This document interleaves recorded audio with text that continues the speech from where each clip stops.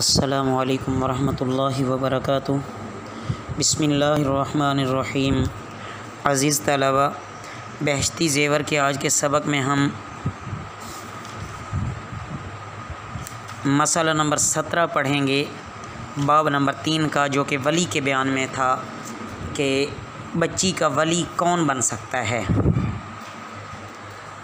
مسئلہ نمبر 17 دیکھیے۔ بسم اللہ الرحمن الرحیم۔ باضابطہ طور پر جس کو حق ہے کہ نابالغہ کے نکاح کا وہ ولی بن سکتا ہے، وہ تو ہے پردیس میں، اور اتنی دور ہے کہ اگر اس کا انتظار کرتے ہیں اور اس سے مشورہ لیتے ہیں تو یہ موقع ہاتھ سے نکل جائے گا، اور پیغام دینے والا اتنا انتظار نہ کرے گا، پھر ایسی جگہ مشکل سے ملے گی۔ تو ایسی تمام صورتوں میں اس کے بعد والا ولی بھی نکاح کر سکتا ہے۔ اگر اس نے اس کے پوچھے بغیر نکاح کر دیا تو نکاح ہو گیا۔ اگر اتنی دور نہ ہو تو اس کی رائے لیے بغیر ولی کو نکاح نہ کرنا چاہیے۔ اگر کرے گا تو اسی ولی کی اجازت پر یہ نکاح موقوف رہے گا، جیسے وہ آئے گا اور اس کی جو رائے ہوگی اس کے مطابق فیصلہ کیا جائے گا۔ اگر وہ اجازت دے گا نکاح کی تو نکاح صحیح ہوگا، ورنہ نکاح ختم ہو جائے گا۔ مسئلہ نمبر 18۔ اسی طرح اگر حقدار ولی بھی ہے تو دوسرے ولی نے نابالغ کا نکاح کر دیا، جیسے حق تو تھا باپ کا مثلاً، اور نکاح کر دیا دادا نے اور باپ سے بالکل رائے بھی نہیں پوچھی، تو وہ نکاح باپ کی اجازت پر موقوف رہے گا۔ یا حق تو تھا بھائی کا اور نکاح کر دیا چچا نے، تو یہ بھائی کی اجازت پر موقوف ہے۔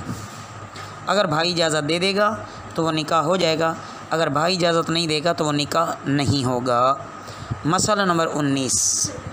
کوئی عورت پاگل ہو گئی اور اس کی عقل بھی ختم ہو گئی، اس کا ایک لڑکا بھی ہے جو جوان ہے، وہ بھی موجود ہے اور باپ بھی موجود ہے، تو اس کا نکاح کرنا اگر منظور ہو، وہ عورت جو پاگل ہو گئی تھی اس کا اگر نکاح کرنا منظور ہو تو یہ لڑکا اس کا ولی بنے گا، کیونکہ ولی ہونے میں لڑکا باپ سے بھی مقدم ہے۔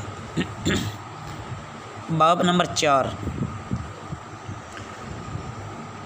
کون کون لوگ اپنے برابر کے اور اپنے میل کے ہیں اور کون کون برابر کے نہیں ہیں، یعنی رشتہ کرنے کے لحاظ سے جو آپس میں میل دیکھا جاتا ہے کہ آیا یہ ہمارے میل کے ہیں بھی صحیح یا نہیں، یہ ہمارے برابر کے ہیں بھی صحیح یا نہیں، تو وہ کون کون سے ہیں، اس کے بارے میں یہ باب ہے، توجہ کیجیے۔ مسئلہ نمبر 1۔ شریعت میں اس چیز کا بہت بڑا خیال کیا گیا ہے کہ بغیر میل کے اور بغیر جوڑ کے نکاح نہ کیا جائے، یعنی اگر لڑکی کا نکاح کسی ایسے مرد سے کر دیا جو اس کے برابر درجے کا بھی نہیں ہے اور اس کا ٹکر کا بھی نہیں ہے، تو ایسا نکاح نہیں کرنا چاہیے۔ مسئلہ نمبر 2۔ برابری کئی قسم کی ہوتی ہے، عموماً نسب میں، مسلمان ہونے میں، دینداری میں، مال میں اور پیشہ میں یہ چیزیں دیکھی جاتی ہیں۔ نسب میں برابری کیسے ہوگی اس کو دیکھیے۔ مسئلہ نمبر 3۔ نسب میں برابری تو یہ ہے کہ شیخ اور سید اور انصاری علوی یہ سب ایک دوسرے کے برابر ہیں، یعنی اگرچہ سیدوں کا رتبہ اوروں سے بڑھ کر ہے، لیکن اگر سید کی لڑکی شیخ کے یہاں شادی ہو گئی تو یہ نہیں کہیں گے کہ اپنے میل میں نکاح نہیں ہوا، بلکہ وہ یہی سمجھیں گے کہ یہ بھی ہمارے جوڑ کا رشتہ ہو گیا ہے۔ مسئلہ نمبر 4۔ نسب میں اعتبار باپ کا ہوتا ہے، ماں کا کوئی اعتبار نہیں ہوتا۔ اگر باپ سید ہے تو لڑکا بھی سید ہے، اگر باپ شیخ ہے تو لڑکا بھی شیخ ہے، ماں چاہے جیسی بھی ہو، یعنی جس قوم کی بھی ہو۔ اگر کسی سید نے کوئی باہر کی عورت گھر میں ڈال لی اور اس سے نکاح کر لیا تو لڑکے سید ہوں گے اور درجہ میں سب سیدوں کے برابر ہیں۔ ہاں، یہ اور بات ہے کہ جس کے ماں باپ دونوں عالی خاندان کے ہوں اس کی زیادہ عزت ہے، لیکن شریعت میں سب ایک ہی میل کے کہلائیں گے۔ مسئلہ نمبر 5۔ مغل پٹھان سب ایک قوم ہیں اور شیخوں سیدوں کی ٹکر کے نہیں ہیں۔ اگر شیخ یا سید کی لڑکی ان کے یہاں بیاہ آئی تو کہیں گے کہ یہ بے میل اور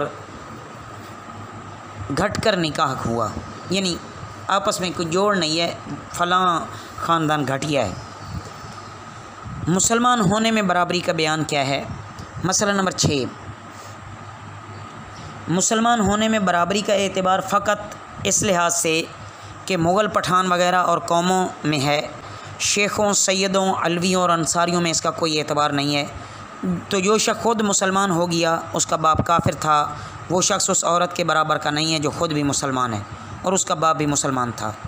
اور جو شخص خود مسلمان ہے اور اس کا باپ بھی مسلمان ہے لیکن اس کا دادا مسلمان نہیں ہے تو وہ اس عورت کے برابر کا نہیں ہے جس کا دادا بھی مسلمان ہو۔ یہ ہے مسلمان ہونے میں برابری۔ مسئلہ نمبر 7، جس کے باپ دادا عزیز طلباء دونوں مسلمان ہیں لیکن پردادا مسلمان نہیں ہے تو وہ شخص اس عورت کے برابر سمجھا جائے گا جس کی کئی پشتیں بھی مسلمان ہوں۔ خلاصہ یہ ہے کہ دادا تک مسلمان ہونے میں برابری کا اعتبار ہے، اس کے بعد پردادا، نگڑدادا میں برابری وغیرہ ضروری نہیں ہے۔ دینداری میں برابری کا بیان۔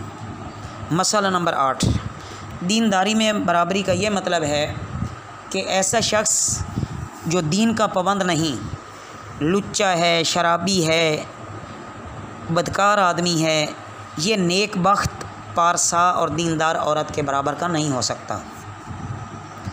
مال میں برابری، مال میں برابری کے معنی یہ ہیں، مسئلہ نمبر 9 میں، کہ بالکل مفلس محتاج مالدار عورت کے برابر کا نہیں ہے۔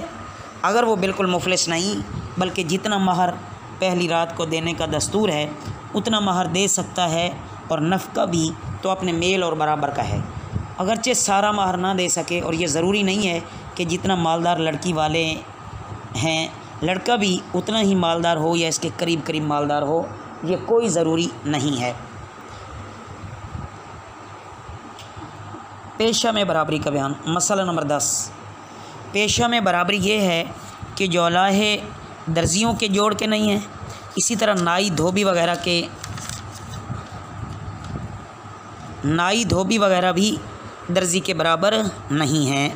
مسئلہ نمبر 11، دیوانہ پاگل آدمی ہوشیار اور سمجھدار عورت کے جوڑ کا نہیں ہے۔